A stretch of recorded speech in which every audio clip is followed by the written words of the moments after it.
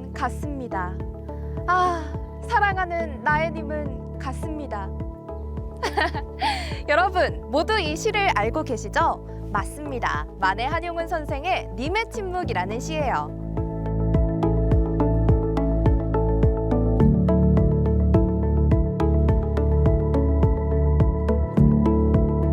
시인이자 스님, 또 독립운동가로 활발한 활동을 하셨던 만해 한용운 선생님의 생가에 찾아왔습니다. 여기서부터 벌써 우리 한용운 선생님께서 저희를 맞이해 주시는데요. 기백이 느껴지는 모습의 동상입니다. 마치 님의 침묵에 님은 같습니다 하는 문장을 누구보다 강인하게 낭송하실 것 같은 모습이네요.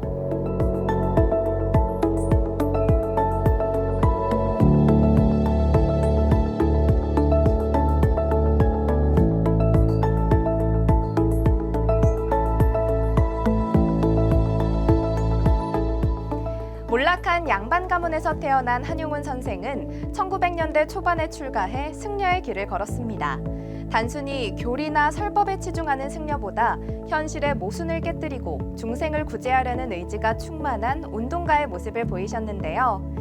불교가 근본적으로 향해야 할 곳을 인간 세상으로 보았던 한용운 선생은 3.1 독립만세 운동 당시 독립선언서 기초에 나선 것에 더해 신간회를 창설할 때도 중요한 인물로 활동하며 독립운동에 누구보다 적극적이셨습니다. 역사적으로 감사한 위인임은 물론이고 확고한 목표를 향한 적극적인 모습에서 정말 배울 점이 많은 분이신 것 같습니다.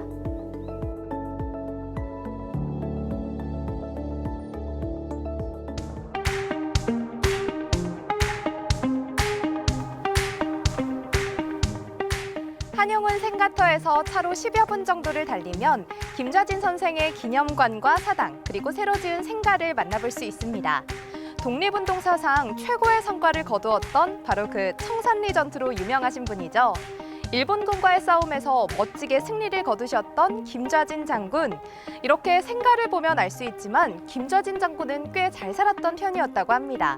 그런데 그 부를 자신이나 집안을 위해서만 쓰진 않았다고 해요. 솔과 노비들을 해방하고 전답과 재산을 분배해줬던 겁니다. 심지어 이런 일을 무려 17살에 행했다고 하는데요. 17에 그런 생각을 하시다니 실행력까지 정말 대단하십니다.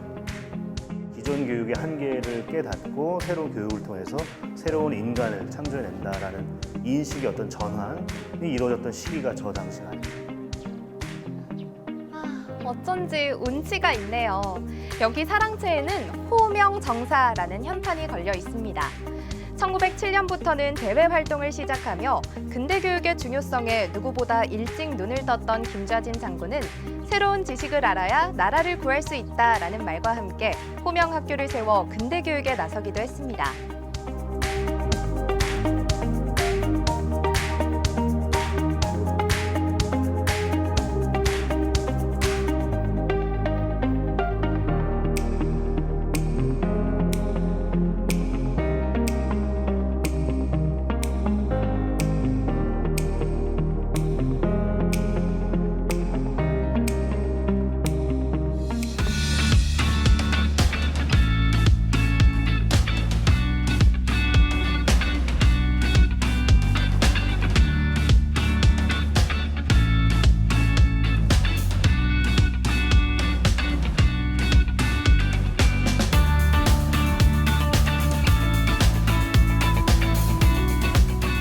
여러분, 굉장히 멋진 건물들이 가득한 이곳. 어딘지 아시나요? 이곳은 이응로 선생님의 생가와 기념관을 미술관처럼 꾸민 공간입니다. 이응로 선생님은 충청남도 홍성에서 출생해 예산 출신으로 자란 분이십니다. 그래서 이곳 홍성에 집을 마련하신 거겠죠? 정말 예술가의 집답게 감각적이고 세련된 공간인데요. 내부는 과연 어떨까요? 실내 전시관에는 이응로 선생님의 생애와 작품 활동을 한눈에 잘 볼 수 있도록 꾸며놨습니다. 또한 이곳에서는 한국 전통의 서예 기법을 차용한 서화를 시작으로 일본 유학 시절에 접한 서양화 기법을 동양화에 접목시킨 작품들을 살펴볼 수 있습니다. 여러분이 가장 마음에 드는 이응로 선생님의 작품은 어떤 건가요? 이응로 선생님은 사실은 윤희상 선생님과 함께 기억되죠. 네. 저희가 항상 그 돌아온 역사를 보면 동백림 사건 이른바 1960년대 후반에 그래서 저분의 작품의 세계나 어떤 예술의 세계에 대한 어떤 알려진 내용보다는 그냥 냉전 시대에 어찌 보면 좀 희생자 그런 이미지들이 좀 많아서 오히려 좀 이렇게 저런 미술관 견학을 통해서 그분의 예술 세계에 대한 이해들도 좀 많이 좀 사람들이 하면 좋겠어요. 네. 네. 저분의 그 그림을 보면 시대에 따라서 화풍이 확 바뀌거든요. 동양화, 조선화에서부터 일본풍의 느낌, 또 서양화가 접목되면서 좀 독특한 그림의 느낌으로 되살아나는데 저는 그 중에서도 군상 그 연작 시리즈가 제 가슴을 정말 맞아요. 후벼팔 정도의 네. 어떤 감동을 줬습니다. 말 그대로 군상, 정말 여러 사람들이 이렇게 단순화된 기호로서 그려져 있는 그림인데 개개인의 어떤 개성과 자유도가 있지만 큰 사회적인 목표를 위해서 함께하는 그런 느낌을 주는 작품이었던 것 같아요.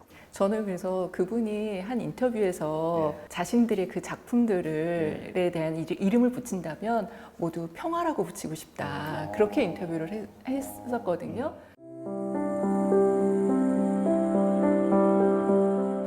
여러분은 도시락 하면 떠오르는 인물이 있나요? 저는 윤봉길 의사가 가장 먼저 떠오르는데요.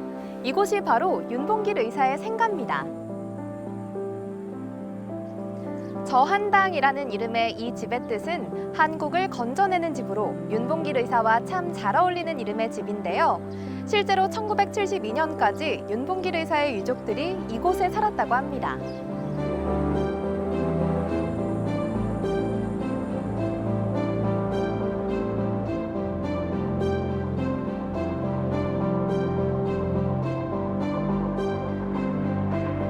와, 이 방이 여러분 역사가 있는 방입니다. 문맹퇴치 운동의 일환으로 야학회와 농촌부흥운동을 처음으로 시작한 곳이 바로 여기라고 하는데요. 역사적인 순간의 흔적이 오롯이 남아있다는 게 정말 신기하네요.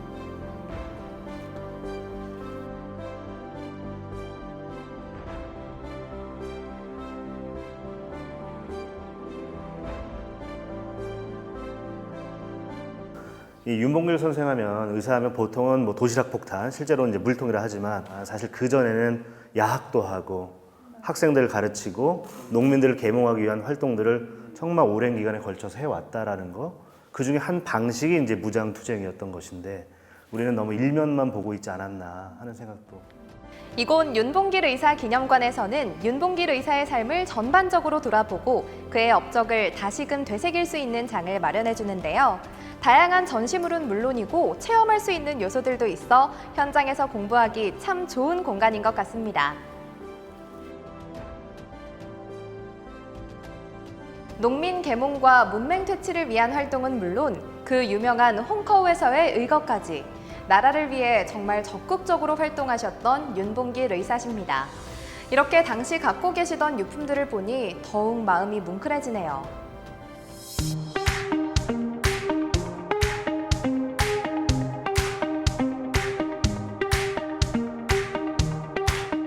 이렇게 홍성과 예산에서 만나볼 수 있는 인물들의 생가와 기념관 그리고 사당을 둘러보는 시간을 가져봤는데요.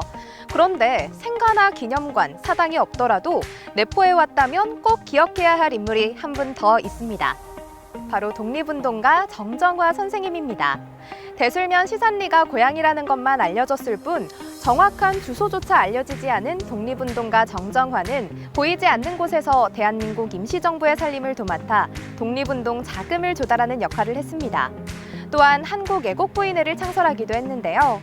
이렇게 보이지 않는 곳에서도 각자의 역할을 충실히 해냈던 우리의 독립운동가들을 보며 오늘도 많은 걸 배울 수 있는 것 같습니다.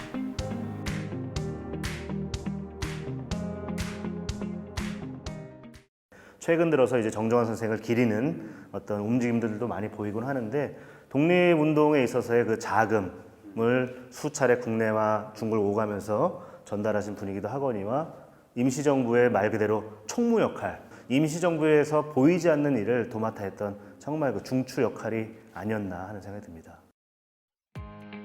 저마다의 의지를 모아 독립운동에 적극적으로 나섰던 분들이 계셨기에 지금의 우리가 있다고 생각합니다. 오늘 대한민국 평화기행 어떠셨나요? 충남 홍성과 예산에서 독립운동가들의 발자취를 따라가 보는 뜻깊은 경험이었는데요. 다음 대한민국 평화기행은 어떤 곳으로 떠나게 될지 기대 많이 해주시고요. 다음에도 같이 떠나봐요. 안녕!